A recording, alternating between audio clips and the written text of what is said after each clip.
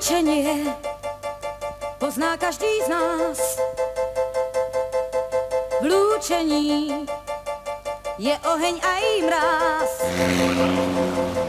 Lúčenie podobá sa návratom. Lúčenie to sú stisky rúk. Lúčením chveje sa i vzduch.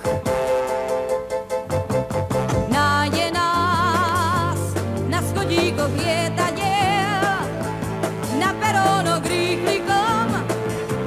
Nájde nás, nájde nás.